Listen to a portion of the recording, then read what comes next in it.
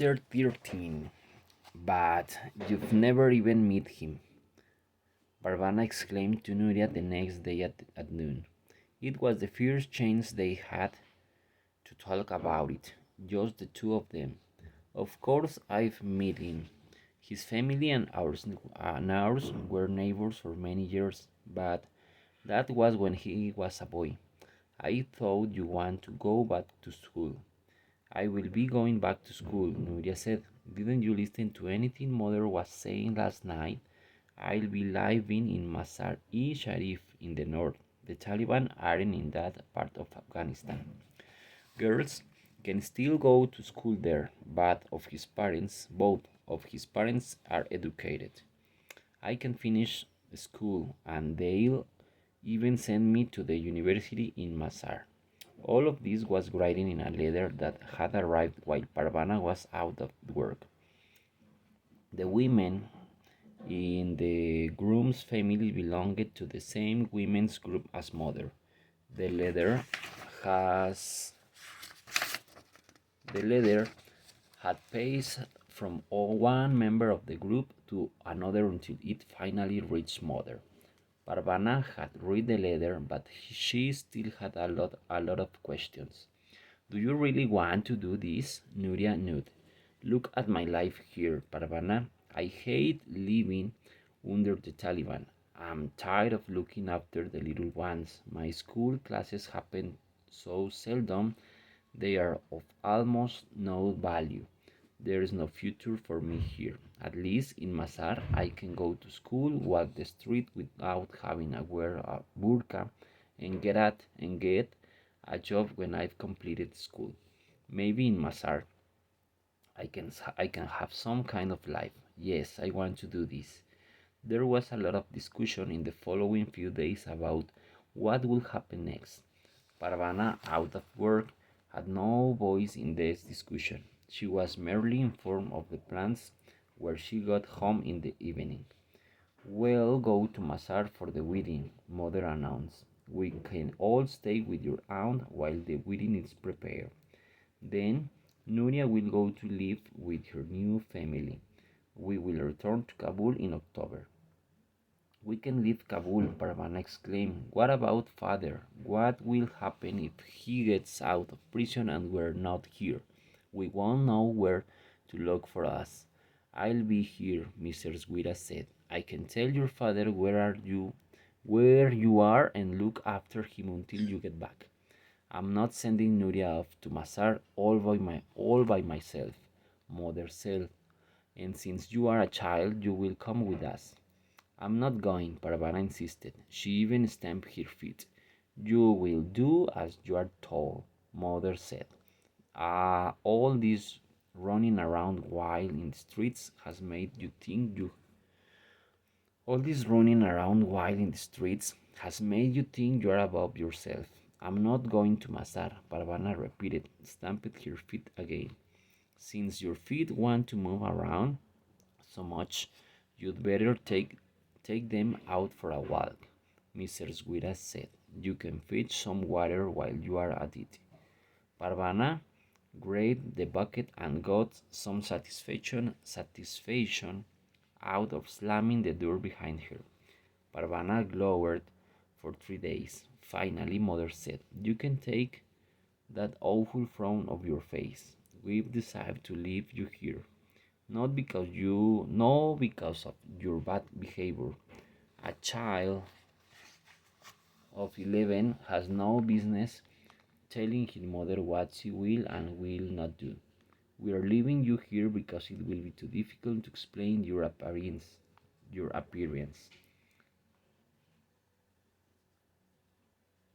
Your aunt will keep your secret, of course, but we can count on everyone to be so careful. We can't take the chance of word about your getting back here. I thought she was glad to remain in Kabul. Parvana found herself sulking that they weren't taking her with them. I'm not satisfied with anything anymore, she told Shosha the next day. Neither am I, Shosha said. I used to think that if only I could sell things from a tray, I'd be happy. but I'm not happy at all. I make more money this way and did as a T-boy, but it's not enough to make any real difference. We still go hungry, my family still argues all the time, nothing is better. What's the new answer? What's the answer? Maybe someone should drop a big bomb on the country and start again. They've tried that, Parvana said. It only made things worse. One of the women in the local branch of the women's group was going to accompany Parvana's family to the city of Masar. Her husband would go with them as the official escort. If the Taliban asked, Mother would be the husband's sister, and Nuria, Miriam, and Ali would be the nieces and nephews. Nuria cleaned out to the family cupboard one last time. Parvana watched her pack up her things. If all goes well, we'll be in Masar in a couple of days, Nuria said. Are you scared? Parvana asked. It's a long journey. I keep thinking of things that can go wrong. My mother say everything will be fine. They will be traveling together in the back of a truck. As soon as I get out of Taliban territory, I'm going to throw off my burqa and tear it in a million pieces. Parvana went to the market the next day to buy the family some food for the journey. She wanted to buy Nuria a present too. She wandered through the market looking at things for sale. She finally decided on a pen in a beaded case. Every time Nuria used at university, and later when she became a real school teacher, she would think of Parvana. We'll be gone for most of the summer.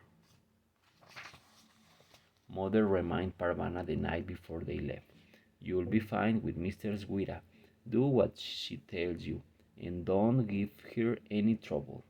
Parvana and I will be good company for each other, Mrs. Guira said, and by the time you get back, the magazine should be coming in from Pakistan, all printed and ready to distribute. They left very early the next day. The jolly morning was fresh, but held the promise of hot weather to follow. We'd best be going, Mother said. Since there was no one else on the street, Mother, Nuria, and Mrs. Guira had their burqas flipped up so their faces could be seen. Parvana kisses Ali, who squirmed and fused, grumpy from being woken up early. Mother got him seated on the floor of the truck. Parvana said goodbye to Mariam after that, then lifted her into the truck. We will see you by the middle of the September, Mother said as she hugged Parvana. Make me proud of you. I will, Parvana said, trying not to cry. I don't know when we'll see each other again, Nuria said just before she climbed into the truck. She had Parvana's gift clutched in her hand. It won't be long, Parvana said, grinning even though tears fell from her eyes. As soon as your new husband realizes how bossy you are, he'll send you back to Kabul as fast as you can. Nuria laughed and climbed into the truck. She and Mother covered themselves with their burqas. The women's group member and her husband were sitting on the front seat. Parvana and Mrs. Guira watched and waved as the truck drove out of sight. I think we could both use a cup of tea, Mrs. Guira said, and they went upstairs. Parvana found the next few days to be a strange time, with only herself, Mrs. Guira, and Mrs. Guira's grandchild. The apartment seemed almost empty. Fewer people meant fewer chores, less noise, and more free time. Parvana even missed Alice fusing. As the weeks went by, she looked forward more and more to everyone coming back. Still, she did enjoy having more free time. For the first time since father's arrest, she took his book out of their secret place in the cupboard. Evenings were spent reading and listening to Mr. Guira's stories. Mrs. Guira believed in trusting her. In some parts of the country, girls your age are getting married and having babies, she said. I'm here if you need me, but if you want to be responsible for yourself, that's fine too.